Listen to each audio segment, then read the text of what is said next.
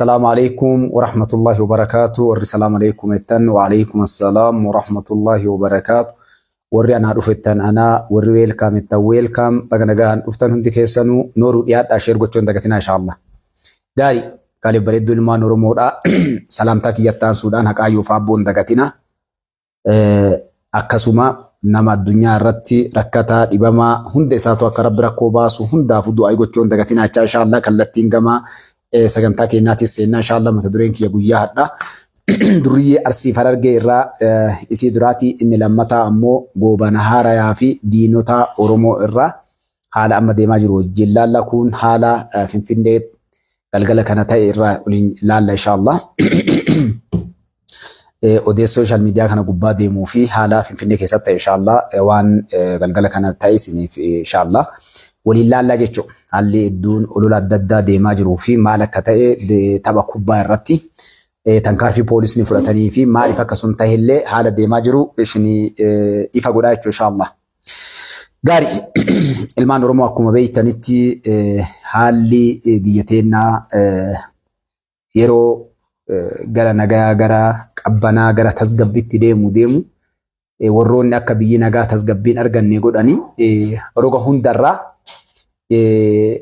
sochiin adda addaa godhamte jechuudha. Faallaa mootummaa kanaatii fi nageenya warri deeman bakka hunda jiranii. Kanaaf mata duree hadhaarra keenya irratti durriyyee arsii farargee jetturraa laala waan jajjabaa fi hamtutu deemaa jira. Inni kuni duraan dursee osoo sagantaa kiyyatti hin seenin uummanni arsiitii farargeedhaa akkasuma ilmaan sikkoo mandootii fi arfan qalloo jechuudha. Dhaamsi isinii qabu uummata jiraataa irraa haga hayyootaa fi sheekoleetitti uummanni naannoo kanaa uummata musliimaati. Kaleessa arsii fi walloo jidduu ture, jimmaa farargee jidduu ture, hadha gara ilmaan arseetii fi ilmaan arfan qallootitti dhufe jechuudha. Kanaaf olumaayin teennaa sheekoleen, imaammuleen, hayyoonni, manguddoon wanni deemaa jiru kuni ijaaramee ta'e jedhamee sosso'aa waan jiruufi ijoolleen tun abbaa qabdii. Namarraa dhalattee mukarraan baane fira qabdii warra qabdii ijoollee beekamtuudha nama gartee namni beeku nama dhossaan maqaa jaraa ganda jaraa ibaluu jaraan beenne miti jechuudha. Kanaaf olumaayin gabbayaa waa dubbadhaa uummanni gabbayaa waa dubbadhaa. Wanni deemaa jiru warri social media kana gubbaan waliin jiru ni beekanii tahee jedhameeti. Biyyattii keessa fincila kaasuudhaaf ijaaramee dalagamee deemaa jira. Ka dalagamaa jiru siyaasaadha. Ijoolleen arsiitii farargee yookaan arsiidhaa fi walloo yookaan jimmaa fi harargeen wal dhabbii yookaan wanni irra wal dhaban takka illee hin jiru. Tahee jedhameeti uummata biyyaa lamaa walitti oofuudhaaf gaafa lubbuun namaa badde yakki dalagame gosaan biyyaa gandii wal dhaba uummanni wal dhabaaf ijaaramee deemaa jira. Warri hadha Mustafaan kana dubbate tayyoo jiraatan dubbachaa turan. Gandaanu amantiidhaan gosaa walitti oofuudhaaf qindaa'amee leenjifamee wanni marti lafa jira isiniin jedhee jira jechuudha. Namoonni jala deeman namni waliin gartee social media kana irratti waliin turre ni beekan. Rakkoon hadha Suudi Arabiyaa keessatti dhalattee ilmi namaa sadarkaa ajjeefamuutti ga'e kunii fi namni Itoophiyaa biyya san dhaqe itti salphatee hadha uummanni musliimaa kas sadarkaa san biyya san kabajaa qabu. Hadha kabajaa itti dhabee olumaayin teennaa biyya san keessa jiraachuu itti dadhabdee fi namni keenya itti tuffatame mootummoota dabran keessatti namoota amantii birii asirraa leenjisanii erganii maqaa islaamaatiin hannaaf zinaa dalagsiisanii akkasiin uummata Itoophiyaa kagartee uummata musliima Itoophiyaa kabajaa qabu jaalatamu seenaa guddaa qabu seenaan sun guutuun dhiqamee jechuudha. Hedduun namaa ama social media dhuftanii gaafa Mallas Zeenaawii abaaruu deeman Rabbi isaanitti haaraan fuul Rabbi isaanitti haa tolu Dr. Abdul Shakuur warri gaafa soliin jiru olumaayin ni beeytanii ka olumaayin gurdoon harargee irra bakka hundaa irra hirmaatte irratti waa'ee rakkoo uummata keenya irratti dalagsiisaa turan diinonni gaafa maqaa bilisummaa Oromootiin akka mahadaraan hin godhamne gorsi hin godhamne haga sadarkaa Dr. Abdul Shakuur faati Rabbi janataa sanaa qaraniisu galma isaan da'awaa itti godhuuf kireeffatan namni 3-4 qofti itti dhufe maaliif haftan jennaan nuti amantii islaamaatii fi miti Oromoodhaa nama biyya qabutu da'awaa godhaa salaata jedhanii beeyti Rabbi bakka jirtutti Makkaa keessatti jechuudha. Wanni sun ga'e dubbatan hadha isaan bakka dhugaa jiranii achirraa dhaabbatanii akkamitti akka ijaaranii ummata musliima Itoophiyaadhaa ulumaayitiin akka salphattu biyya san keessatti dubartiin deettee ijoollee gartee alaabaan martee beeyitti jala keettee taaddii irra dhaaban hedduu akka jiruu fi ammaa achitti nu waamina akka jedhan nu bakkan bu'anii yani wanni hedduun ture jechuudha. Wanni kanas ni kaahee fi wanni kun kalee irraa ture. Diinonni keenya kalee irraa waan san guutuu isaa dalagaa turan. Baasuddi.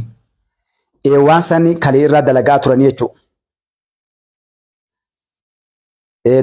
Kalee irraa waan san dalagaa turan. Maa intu qalama. Kalee irraa wanni sun dalagamaa ture. Har'a ammoo kun galaafii miti. Dubbachaa turen.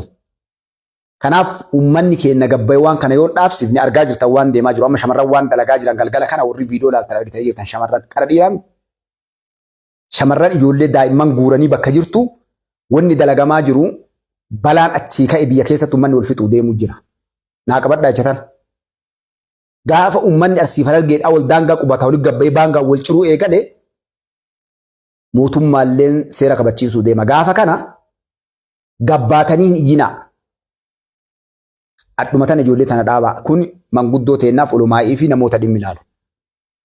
Warra sooshaal miidiyaa gubbaa jiruuf.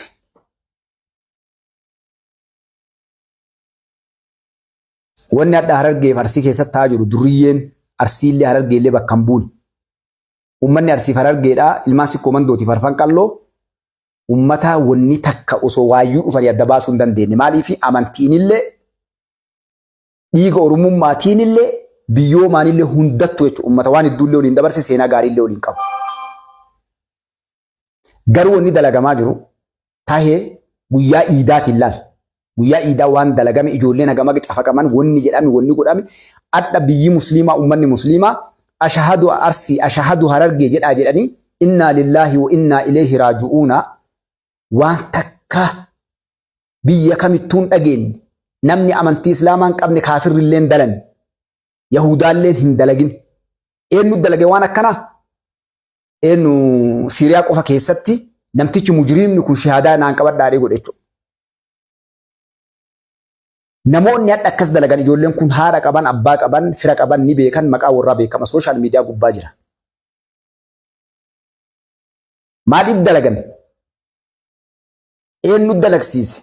Namni hin beekne guutuun keessa ni beektan. Duriyyeen sooshaal miidiyaadhaa wanni dalagamaa ture godhamaa ture.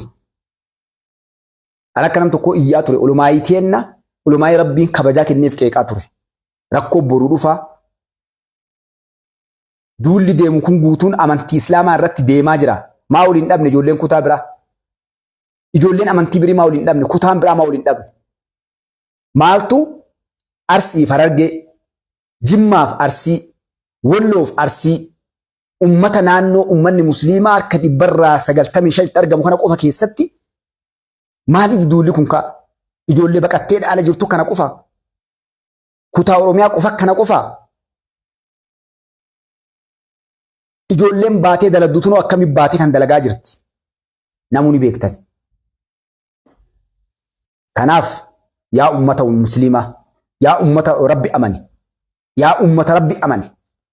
Ittaqillaa Rabbi haa sodaannu. Anarraa eegalle. Rabbi haa sodaannu. Sodaan Rabbii waan hundaa caalti jechuudha. Sodaan Rabbii waan hunda caalti. Sodaan Rabbii waan hunda caalti. Namni yoo Rabbi sodaate maatii keetii miti kafagoo. Wanni islaamummaan amantii cufaan adda goote maali? Musliimni qaama tokko abbaa fedhaadha nu'uu saba tokko dhiigaanillee tokkoo dhiisi. Nu'uu dhiigaanillee tokkoo dhiisi. Namni gartee saba biraa irraa dhalatee dhufellee islaama biratti obboleessaa jechuudha. Obboleessaa dhukkubbiin isaa, irdiin isaa, rakkoon isaa guutuun isa laaltee jechuudha. Nu ummata afaan tokko, hidda tokko, dhiiga tokko taane wanni dalagamu irdiin obboleewwan keenyaa ijoollee teenya irratti dalagamu sun ilma dhiiraa cafaqee duriyyeen kun gamanaa bahee gosaan amantii keessaa yaatee jarritu ijoolleen tun. Abbaa isheen feena dhooguu danda'a. Namni namaan shahaadaa qabsiise islaamummaa qabaa? Sheekolee naa keettu, anaami ulumaayii naa keettu. Namni namaan ashahadu Arsii jedhe ashahadu wallo jedhan gaaf dunia yadattan ashahadu gartee jimma jedhani wanni hin godhamin hin jiru olumaa'in teena qabri keessatti nabni jaarraa abbaa gadaa rabbi jannata isaan haa qananiisu jiraal waaqoo guutuu eenyu abbaan jifaar hin hafne jechuudha wanni hin jedhamin waan namni nu uumii diinni keenya nuun hin jedhin nuun godhin wal goote jechuudha ilmaan Oromoo. Akkami gallee teennee nyaanna akkami islaamummaa himanna kan argaa dhagaya. Israa'eliin hadha uummata musliimaa cafattee akkas godhaa jirtu akkas hin goone. Rabbiin kun gaafa dallane dallansuu tana deebise. Duriyyee saniini miti bar maatii ganda jiru irraa kafalata rabbii wallaahi. Yoo ka facaastan lafatti hambise rabbiin kun yoo rooba roobu kan isin irraa dhaabe sababa kana. Wallaahi kaaliqu samaawaati wal ardi gaafasi ni beekna namni keenya mootummaa balaaleffata gaafas illee. Maal dalannee diliin teenya maalii cubbuun keenya maalii hin jedhu namni keenya. Garuu diliin nu dalagaa jiru cubbuun nu dalagaa jiru maasiyaan nu dalagaa jiru osoo agarru irra walii tumsaa jiru. Duriyyeen lafa balleessite sun iyyaa dhadhee lakkaa dhiisa. Sheekoleen teenya dhiisa. Warri maqaa siyaasaatii gurbattii daalattii tana jala deemtanii ummanni keenya yeroo salphatee sadarkaa kana geennee hadha. Duriyyeen adaba dhabdee qawwee bitattee biyya namaatitti qottoo wal cirtee wal hiitee muka ilma dhiiraa mukaan gudeedan irdii takka waan diinii islaamaa ummanni amantii biraan qabne shahaadaa gartee gosaan wal qabachiisanii fi gandaan wal qabachiisan gubbaa keenya jechuudha. Olumaa'in hadha masgiida keessa gabbayeen iyyin aalimni hadha gabbayee u'uun jedhin ka gaafa siyaasaa darbattanii miti hadha yoo imaamaa darbattaniin iyyin rabbi bira waan himattan eeggadhaa olumaa'illeen jechuudha. Hadha uumaa nutti nafne. Riskiin takka ummanni Itoophiyaa isinii bu'aana dhagaa akka gaariitti. Wallaahi yoo dallansuu tanaan rabbiin ani wanni an sodaadhu akka Mustafatti rabbiin dallansuu ilmaan teessan dhiiraa dubartii manaa baaftanii hadha mukaan wal gudeedaniif shahaadaa gosaan wal qabachiisan kuni balaan eessa deebi wallaahi isin irra deebi'u deemti yoo daftanii uf dhaqqabdee olumaayin gabbaatee iyyitee haqa rabbiin waan biraa godhuu hin dandeettan ilma keessan hidhattanii intala teessan hidhattanii kaanuu gartee waakkattanii yoo ofirraan godhi wallaahi tun eka rabbiin daangaan isaa caphee sadarkaa kana waan takkaa namni niyyanne gabbahee ija teessaniin laala osoo olumaa'in hadha addunyaarra jirtu osoo mirga waa dubbachuu qabdan yoo cadhistanii laaltanii duriyyeen tun hadha sadarkaa kana geette wallaahi waan isin galuu deemu boruun booyinaa hadha facaasaa biyyaa jirtan asmaraa eeggachaa jirtan rabbiin asmaraa kana yoo isin irraa qabe balaa kamtu isin bu'a maaliin jiraattan maqaa nama tokkoo rabbi gaafa dallane ummata guutuu qixaaxa ummata dabre rabbiin maqaa nama tokkooti rooba waggaa 40 dhoggate badii dilii nama tokko ka hadha bahamee ijoolleen hadha biyya jeexxu tun ka kana daladdu kun ka hadha shahaadaa gosaa wal qabachiistu tuni maatii musliimaati guutuun keessa jira kiristaanii waaqeffataan pirootestaan jiru. Walirra dalagaa jira san amantii biraan jirtu. Naannoo biraa irra dalagaa jira hin jiru. Naannoo ummata musliimaa. Muhammadiif Abdallaa Faaxumaa kataa'ee namni garee ijaarratee ilmaan teessan. Garee ijaarratanii tiktoo gubbatti nama 200 300 4,000 baluu muka achi suuqi funyaan irraa cabsi ija keessaa baasi morma irraa muri woo waraan shahaadaa qabsiis arsiin qabsiis harargeen qabsiis laafii taa'ee ilaaluu jira namu.